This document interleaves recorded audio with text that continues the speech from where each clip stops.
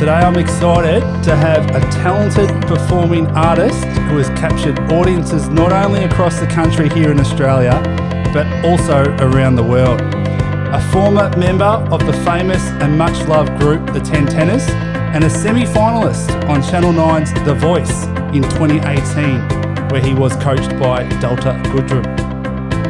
This artist has met and performed for the Pope and for Oprah Winfrey, and has done Australians proud, belting out our National Anthem in front of hundreds of thousands of fans at major events. Boxing Day Ashes Test at the MCG, Wallabies games, State of Origin at the NRL, even the Boomers versus the USA basketball team. He's also a proud husband and father. Mate, you've done it all. Please welcome Ben Clark. Clarky, how are you, mate? Your introduction precedes me, mate. That's, I'll tell you what, if I could get that every day getting out of bed, I'd be pumped full of, just wrapped. Thanks for that. No, that's fine, mate. How are you anyway? Mate, good. I mean, the whole world's a bit crazy at the minute and everything's upside down and topsy-turvy, but I feel like, I'm doing as well as anyone could be at the minute. That's good, mate. Yeah. That's good to hear. Now, mate, I'll get straight into it. Before you got famous, mate, you and I actually grew up together. We're just having a chat off air then. Yeah. We grew up. We went to school together. We did. And since I've known you, you've been performing ever since I've known you. Can you take us back to those sort of formative years? Well, yeah, for me, as a singer, it all started at Ivanhoe Grammar, Plenty Campus. 1998 was my first ever attempt at singing. And basically what happened for me was I was the class clown. I was, I'm sure you remember, I loved the attention. I loved, anyone laughing at me. And I think the teachers firstly had enough of it. Yeah. And then decided, to put it into something positive. And so they just suggested going into the school musical. That's what I did, and loved it. And it kind of just snowballed from there. I did every musical after that and started doing it outside of school, started doing singing lessons, and it was just a passion of mine that I kind of hung on to, and now I'm too stubborn to let it go. Mate, it's funny you say that, because that's one of the things that I do remember back in the day. Like it was the musicals, it was in the choir, it was singing at the front of the school. Mate, you're always front and centre, and it seems as though you've always had this performance sort of gene in you. Like you've really felt, I suppose, from afar looking at it, really comfortable in front of people, and you really enjoyed, I suppose, performing, haven't you? Very much so. And I think for me growing up, I feel like I found an identity when I was performing. I think a lot of people, if they were forced to do public speaking or perform in front of a group of people, they would naturally shut off or, get nervous, and that's not their thing at all. For me, when I did it, I felt a sense of freedom, and I felt kind of at home. And that was from the very, very start. And so I feel now when I sing, it's the truest sense of me when I'm performing. Yeah, it's as honest and open as I can be.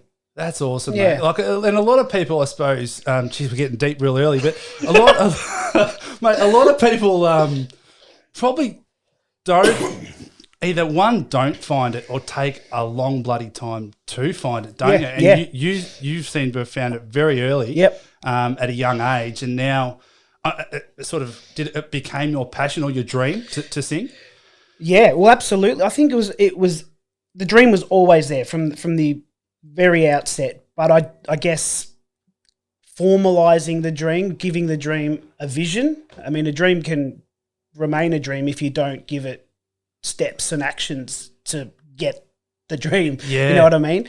And so I'm lucky that firstly we went to a great school, and I was mentored really well. I think in my younger years, even before singing, I could have gone a complete other way. I grew up in a really small town with 80 kids at my primary school, and I joined the school in grade 4, which was really hard for me to break into that tight circle of kids that have been friends for so long. For me, finishing that and going to a new school, high school Ivanhoe Grammar, and finding singing, it was just a snowball effect for me, and I haven't looked back. Mate, you haven't. And I suppose, like growing up as young kids, and we're talking about school now and how it all started.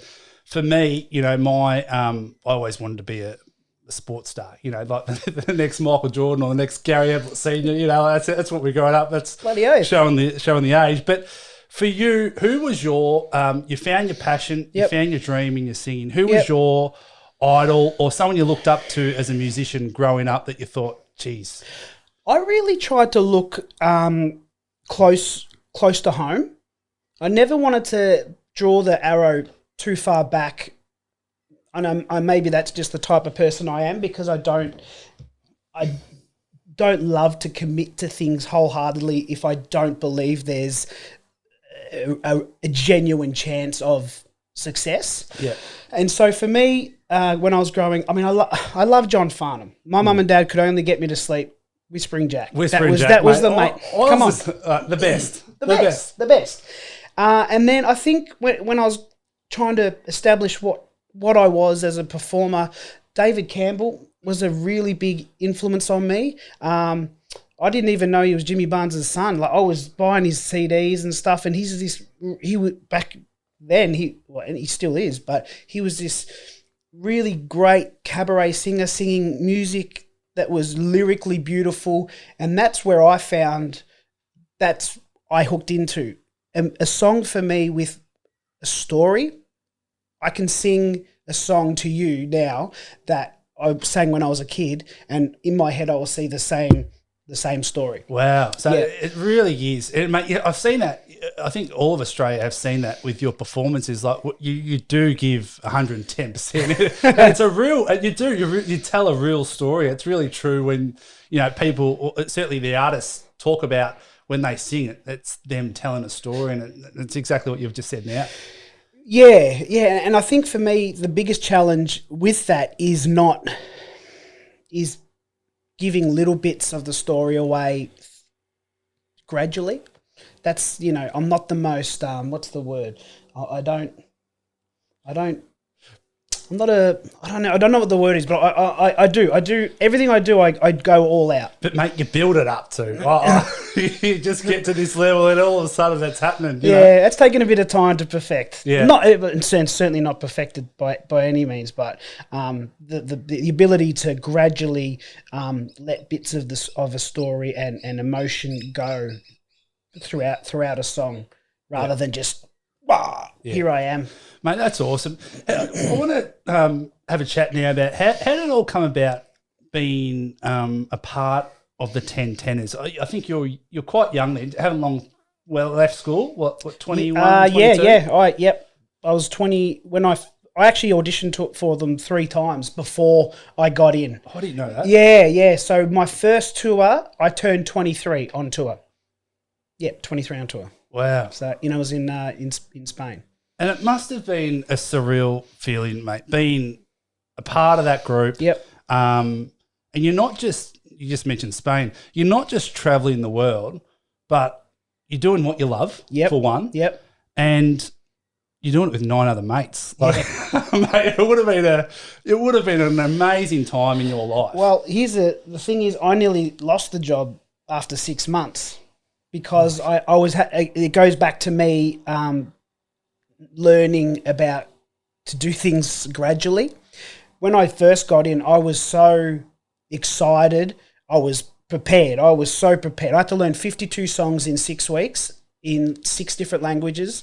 So it was You're joking. I've never committed myself to something more in my life than those 6 weeks, and I was a mess. I had 4 different singing teachers, and I was just driving around Melbourne to different lessons because this guy was good at Spanish, this guy was good at Italian, this girl knew French. And so once I got there and I knew all the material, that was fine. When you step into a job with 9 other guys who have travelled the world together, so they're tight. It's almost like going back to my primary school with the 80 What kids. you mentioned before, yeah. Yeah, well, I had a real tough time trying to break into that, and I was like the annoying little brother that went too hard too early, and it kind of almost backfired on me. The boys didn't gel to me straight away. So how did that? So, and that's great insight, mate. So you had some challenges early on. So how did that? Was it just a taking a breath almost and stepping back, or did you have a mentor on tour that helped you take you through it? Or well, we at the end of that 6 months we had a break, and there was a member who had stepped away for a while who wanted to come back.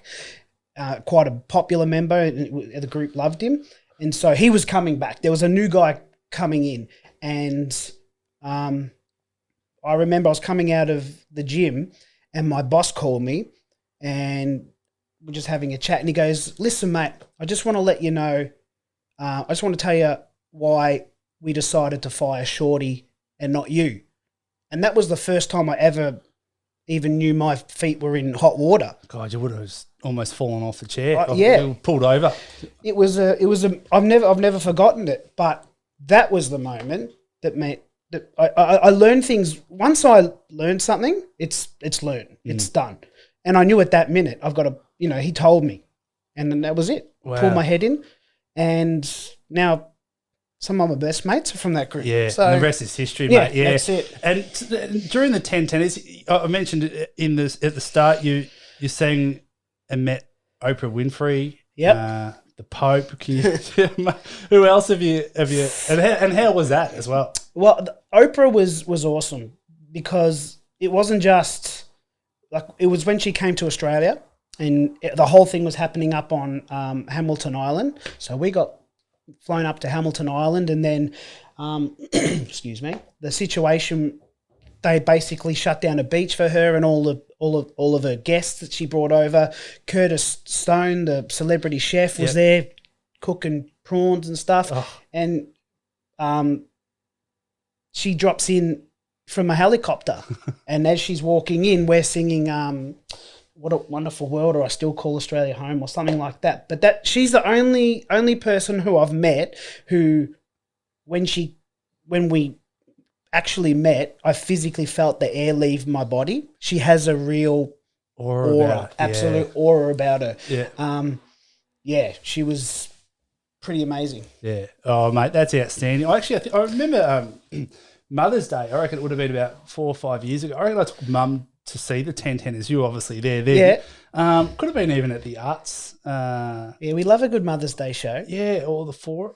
Not the Forum. That's It it would have been at the Arts Centre, I reckon, where we used to do the Ivanhoe stuff. Yeah, Hamer Hall. Hamer Hall. Yeah, mate, outstanding. Now, the decision to leave the group. So obviously, you've come in. You've just told that story about the 6 months. Now you know. Okay, I'm serious. You're there for what, 5, 6 years? 6 years. 6 years. Yep. The decision to leave. What brought about that? Kids. Yeah. I throughout that whole 6 years that I was on the road, I had I first started off as a girlfriend, then a fiance, and then a wife, and she'd stuck with me for that whole time. Well, that's impressive. Touring the world. Takes a pretty special girl to do that, and we've been together since we're 18, and I always wanted kids. Yep. And she at the time was really wanting kids as well, and it just felt like it was the right time, because if not, then when? Like you can always put it off until you can't, Yeah. And so that was in end of 2013, and then we ended up having Ivy. And mate, that must be satisfying in itself, knowing that you didn't get that phone call saying, we're not cutting. You're leaving on your own terms, and you're doing so for what a lot of people, we all live for, is family. You know? That must have been a good feeling, and to leave on your own terms, and to know that you've given it all, and you've had a real good crack here. Yeah, it was the right decision in hindsight now, but going through it, you question yourself. You go, am I doing the right thing? And you get concerned because I was singing a lot overseas, but you know, a lot of the people who hire people in Australia hadn't heard of me, Right. because I've been away. Been away. Yeah. So there was a definite transition there, and singing and music, there's always transitions, but leaving the Ten Tenors and then trying to find where I was in Melbourne was tricky for sure. Well, I was going to say, like, you would have thought, and now I'm getting an insight, because my next question was, surely it would have opened up endless opportunities back home here in Australia, or at least helped you get your foot in the door. Yeah. To, you know, for performances, whether it's plays or singing or performing. What, and this is leading on from that, if you had just one performance, which one would you actually go back and relive again? Oh, that's a ripper. That's a ripper question. I've done my research. Yeah, no. Well,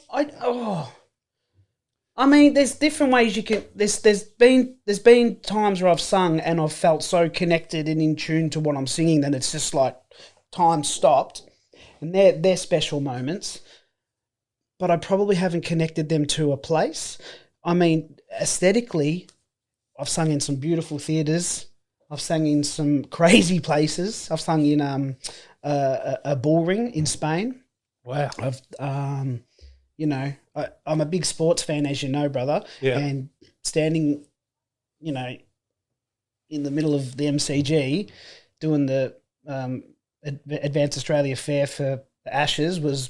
Mate, describe that. Like, that just would have been insane. I remember the lead up. I reckon you posted it on social media. Guys, tune in. It was just before Christmas, in the lead up to it. Boxing Day. I'm like, mate, this must be every performer's dream. Yeah. Boxing Day. Not only just Boxing Day test, it's the Ashes. Yeah. And in front of 100,000 people. Mate, what was that like? Well, the first thing, Christmas Day is my favourite day of the year. So that was, I had to pull up a bit Christmas Day. That was the first thing. This is how serious I take my singing career. I pulled up Christmas Day. And those who know me will know that that's a big ask. But for me, it was a very special day. Firstly, I had to get there super early, real early, like 6 o'clock, because they want to do sound checks and all that sort of stuff. And so I had the whole MCG to myself, watching the curators paint on the logos and, you know, just seeing them put the final touches and knowing that the ground's going to be chockers just in a few hours. I just did laps of the MCG and just took it all in. Soaked it all up. Yeah. Soaked it up, felt honoured, privileged, proud, and it wasn't so much about doing a good job or anything like that. It was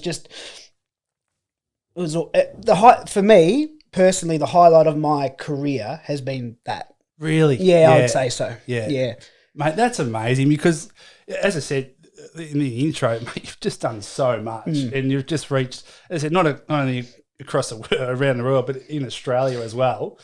So fast forward then from that moment. Yep. Fast forward to The Voice in 2018. Yep. Blind auditions. You decided, you come out and you sing Caruso by Lucio Dalla. Yeah. Which, mate, I'm struggling to even pronounce that. And technically it's bloody hard. Yeah.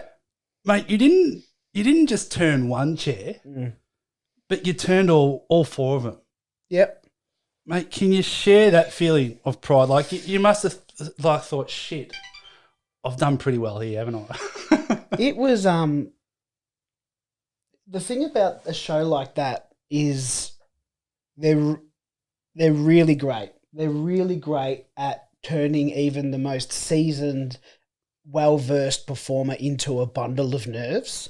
Because you'd already achieved so much, and like you just said, you'd already sang at the Boxing Day test. You've been a part of the Ten Tenors. You've done all these other major events. You've sung in a bull ring, you know, in Spain.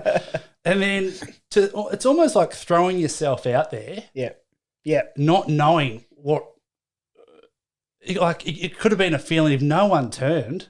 Yeah. It just would have been, well, they would have been shattered for one.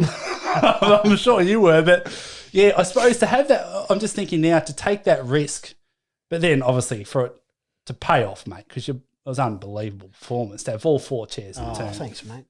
Well, yeah, it was that time in my career.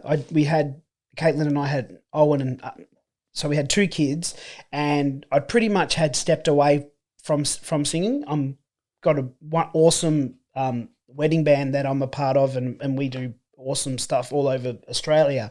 But I just joined them, and I didn't know where I was and what I was doing, trying to get my feet back into performing. And so one of my good mates from the Ten Tenors, Luke Kennedy, he came second on The Voice in the second season, and he rang me up and he goes, look, it's not, because I think reality tally, and rightly so for some aspects, but get a pretty bum steer.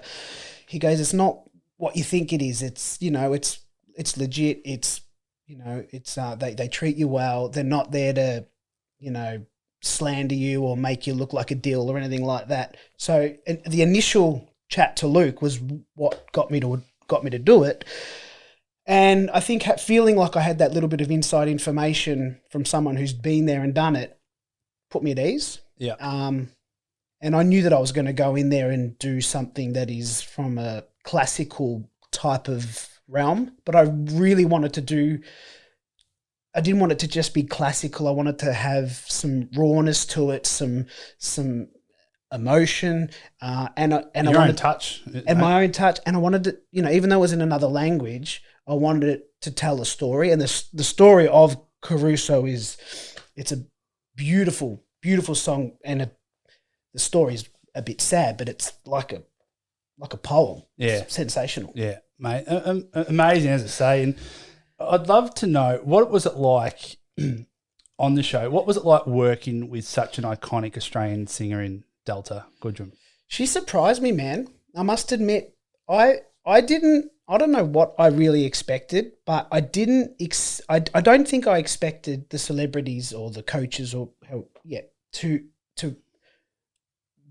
want to bond with us as much as, well, definitely as much as she did. I can't talk for the other coaches because we really didn't have much to do with them. But we were over at her house every other day, for dinner and drinks and all that sort of stuff. And then she was also really great at individualizing how she would approach each of her team. So she was very smart in that, and she's done a few seasons of it. She's, I think she's only missed out on one, and she, I feel like she got the best out of me and my style. Yep. And I can't thank her enough, actually. Mate, that's awesome. And it's probably seen from afar as well that you guys got along well, and I think she did make some great song choices for you as well, because I think your talent gets you. You're yourself as a talent are going to get so far, but I think it also helps with the song choice, particularly for those. It's hard, out of your control, isn't it? Because people are voting from around Australia, really. Yeah. So, mate, that's fantastic, mate. What my advice was, or my next question was, in terms of taking the plunge and going back on The Voice, mm-hmm. Did that reignite the fire in the belly? Like, I know, or it didn't leave? Like, you always knew. Yeah. Yeah. I all I've ever wanted to do, and all I will ever want to do. It changes now. You have kids because, it's you do what you got to do. So if for whatever reason, if I had an injury or whatever, you do what you got to do. But the voice didn't reignite a fire for me. The fire was there. It just was. It's all about opportunity and create. I was just trying to create an opportunity. That was it. Something to propel me back into the professional music world. Yeah, and just have a chance. Yeah. Yeah. And do you feel as though it really helped you in terms of, you said when you came back from the 10 Tenors that everyone knew you when you were overseas, but coming back to Australia, really developed your name. You already had your name, but like it helped again being on the show. I think much more than the Tenors, and definitely like we're 2 years gone now from it, and I would say the first I mean, and then we're in the middle of a bloody pandemic. Oh, so no. how do we judge that? But definitely the first year for me opened a lot more opportunities. And as I said, that's all I wanted, because if you give me an opportunity, I'll make an opportunity out of the next opportunity. Exactly. And that's basically what I've done. So from that opportunity, the group who hired me to sing the national anthem for the Wallabies have from there since booked me 6 or 7 times. Wow. Since then. Yeah. And that's repeat booking for musos is like gold. That's gold. Yeah. Yeah. Mate, what advice would you give, or what advice can you pass on to this year's contestants of The Voice? Because I've seen it already advertised now on Channel 9 and they must have already done the filming for it. But what advice to the listeners and the viewers out there would you pass on? What would I pass on? I would suggest, I mean, it as you said, some of it's been filmed already, but I would say know what you want to portray, because in a show like The Voice and any reality television show, they need to create a character. And for me, it was Opera Dad. Yeah. Right? You did get nicknamed that. Yeah. And, so that was my thing, Opera Dad. The guy who won it was the beatboxer. And I think, again, my mate Luke, who came second on The Voice, he said, you need to be summed up in a sentence. And that would be my thing. Wow. Be summed up in a sentence, because then people will remember you. That's cool. That's powerful. And that doesn't just go for singing really either. For life, yeah. Life in general. Yeah. I'll take good bloke. That'll do. That'll work for me. Ripper bloke, good bloke. Ripper bloke. Mate, do you think the Australian music industry is in good shape at the moment? And the reason I asked that, it was only 3 or 4 weeks ago during this pandemic that we had that concert on TV where all the musicians sang at home. Yep. And I was sitting there thinking to myself, mate, there's so many talented people in Australia. Yeah. So, I asked you, do you think the industry's in good shape? Absolutely. I think, there's so many different flavours and genres and styles of music that are being portrayed all over Australia, because we're so multicultural, we're so vast, such a big country. The styles that you'll hear from Perth will be different to the styles that you hear in Brisbane, and the hotspots, they change. Like 10 years ago, I love Brisbane, but 10 years ago, Brisbane, you wouldn't consider Brisbane necessarily a place where it would be a hotspot for emerging music. Yeah. But it is now, and it's the same as Perth. Like these other major capitals of Australia are providing major talent now, and they always have been, but it's just getting bigger and better. Yeah. And you know what? This is the thing. With a pandemic, all musos are doing right now are feeling shitty, a bit downtrodden, some are feeling neglected, forgotten, and I'll guarantee you that some of the best music and songs will come from it. Will come out of it, won't it? Absolutely. Yeah. Not from me. Not from me. I'm too busy with my family. Yeah. The only songs I'm listening to are Peppa Pig and bloody. Mate, you've got a fair bit to look after. Yeah, that's it. But I do believe that, and I think that'll extend into, books, podcasts. I think some great creative things will come from this, because people have had more time on their hands and more emotion. Yeah, no, absolutely, mate. Mate, it's not always smooth sailing as an artist. What would be your most important lesson that you've learnt along your journey? Just suck it up. Suck it up, mate. You're not gonna get every audition. You're gonna get told no more than you're gonna get told yes. And no matter how small an opportunity, it could be the biggest thing that could ever happen to you. Every opportunity you get blessed to have, you got to snatch it and make sure that you do everything you can to be as good as you can. Mate, that's powerful. So that is so powerful. Like being able to, and this comes back to, what the podcast is about really, mate. being able to get knocked down, but then realise, keep fighting through and then recognise that opportunity and run with it. Yeah, I mean, it must be difficult for someone who's good at more than one thing.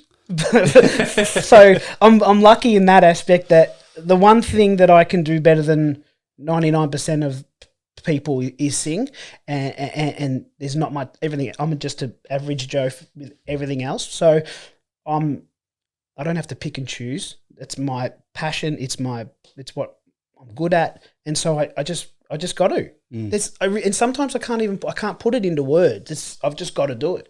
I have to do it. Yeah, no, that's great, mate. Mate, what's life like for you today, and what brings you joy and happiness? I mean, you've touched on your family. I know you've got another little one on the way due very soon. Yeah, I certainly do. My wife is she's 8 months. She's 9 months pregnant on tomorrow. Wow. Yeah, so she's ready to go. She's she's doing a great job, but she's ready to have this baby. Number 3 coming soon. So that's our next project, our next big task that we've got to tackle.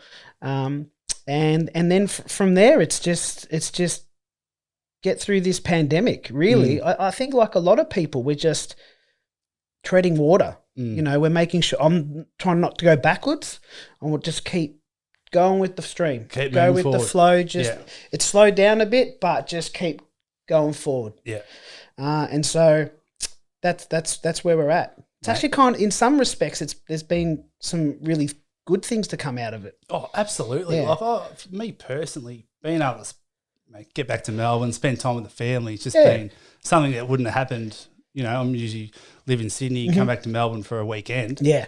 And in that weekend, I'm usually going to the footy or doing something. So see the family is minimal, but it's just been so nice to see the family and realise what's important, isn't it? Slow down. I think a lot of people will realise from this that we were just so busy before. Maybe too busy. I mean, I can't speak for everybody, but And sometimes it's not good to be busy. Not that busy. I don't think. I mean, you gotta strive and all that sort of stuff, but if it's at the expense of something else, then great, it's mate. all a juggle, mate. Final couple of questions. Yeah. What are the 3 lessons, not just in your music but in life as well? Yep. That you would pass on to all the listeners out there. So 3 things that you've learnt that you would pass on and give advice to either any musician or anyone in life coming through. What's helped me? I reckon for me, it's been no one else's opinion of you matters bar your own. I think that's one thing I've learned. I like that. I think that's held in good stead for me.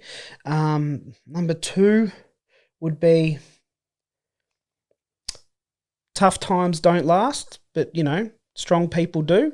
There's no point beating at the moment I'm not earning any money singing. I'm working at Woolies at the moment because I got to. That's all I've got to do. And I know it's not forever, but getting up at 4 o'clock to go and do this job for my family, for my kids, for my wife, it's empowering me. And I know in some weird roundabout way, it will affect my singing as well. I'm sure of it. And I'm really excited actually to see what comes from it. Absolutely. Number 3 would be suck it up. I said before, I've done a lot of sucking up in my time. I haven't always had my own way, and I haven't got it easy. And everything I've had, singing wise, I've earned it. But shit, it hasn't been easy. And I've just had to suck it up. Yeah. No. So, mate, absolutely. That would be it. Mate, that's awesome. Mate, that is unreal. That's so good. Clarky, I want to acknowledge you, mate. Your upbeat, positive attitude, your love for your family, everything you've achieved in life, and And the way you go about it as well, mate, just a genuine great bloke, or good bloke. Thanks, Good mate. We'll bloke, take great that bloke. in a sentence. Mate, it's real credit to you, mate. And I really appreciate you coming on. Just one thing, though. My switchboard's been blowing up. My Twitter account's been going off. Mate, the fans want to see it. You mentioned Johnny Farnham before. Yeah. Are you ready to belt out a bit of a You're the Voice for me? Oh, you're a mug. Mate, You're lucky you got a 6-pack of Coronas out there, I'll tell you what. I know, mate. What I'll do, why don't I give you, I've got an idea, why don't I give you a bit of I can do the intro for you. You're going to sing it with me? I'm not, mate, no chance. Oh. No. I'll do the intro so I can press play on my Spotify. So you get the intro, then I'll pause it and you can come in. You're the host, mate. Right. Hold on. Haven't sung in 8 weeks. We're going to test it out, aren't we? Here we go. We have the chance to turn the pages over. We can write what we want to write. We gotta make ends meet before we get much older. Ooh, we're all someone's daughter. We're all someone's son. How long can we look at each other down the barrel of a gun? You're the voice trying to understand it. Make a noise and make it clear.